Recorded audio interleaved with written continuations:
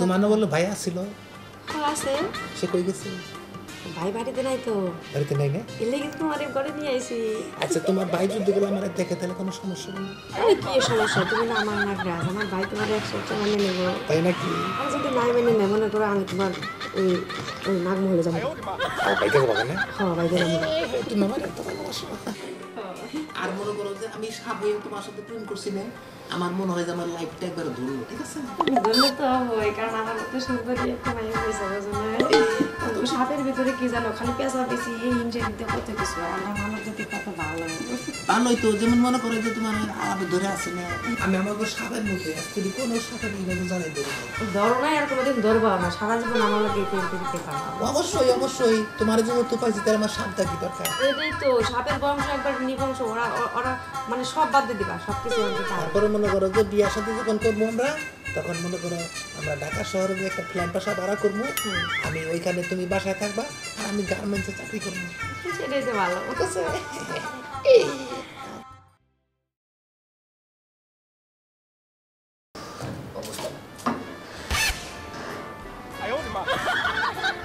নাগরাজ আমার বোনের কাছে ঘটনা কি যাই রে, হাতে হাতে যেহেতু ধরে ফেলাইছি, আজকে খবর আছে।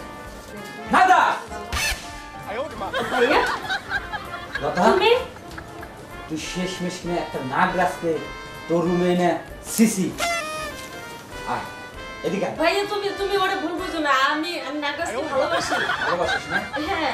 তুই বুঝোস না কেন? ও একটা বিষাক্ত নাগরাজ।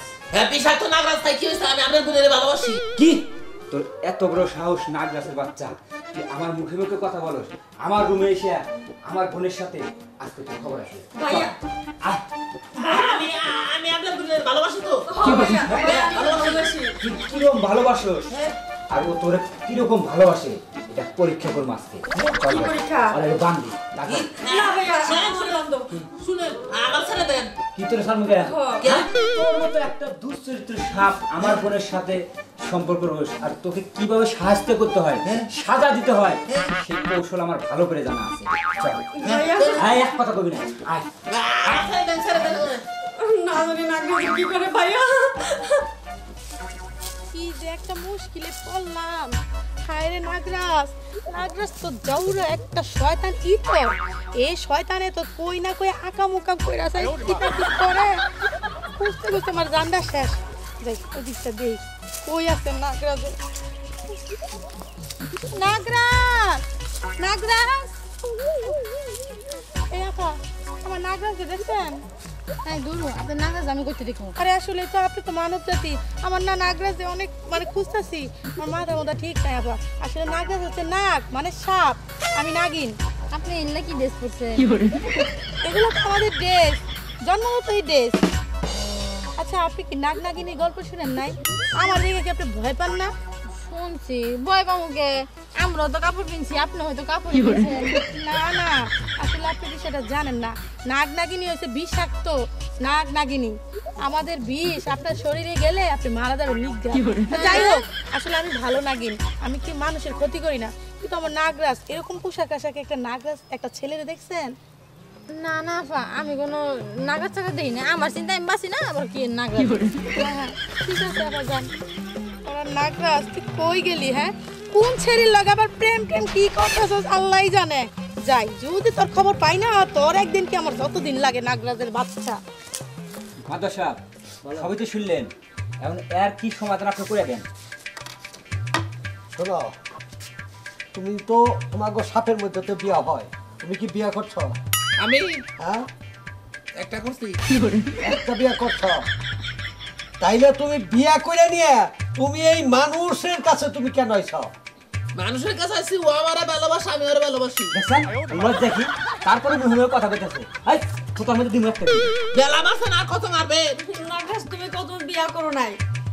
আমি আসলে তোমার নাকি মিশা কথা কইছিলাম, আমার বউ আছে। কিছু থাক, আমার জন্য আজকে এই অবস্থা। আমার নাগরানির নাকি আমার বিয়ে হয়েছে না। ও নাগরানির নগে বিয়ার পরও তুমি এই মানুষের মধ্যে আবার আইছো? হ্যাঁ, তোমার এত লোককে দুশ্চরিত্রা দুশ্চরিত্রা। মনে করেন যে আসল কথা কি, আমার চরিত্র আগে থেকে একটু খারাপ। আগে থেকে খারাপ। আরে কি মারা মারছ?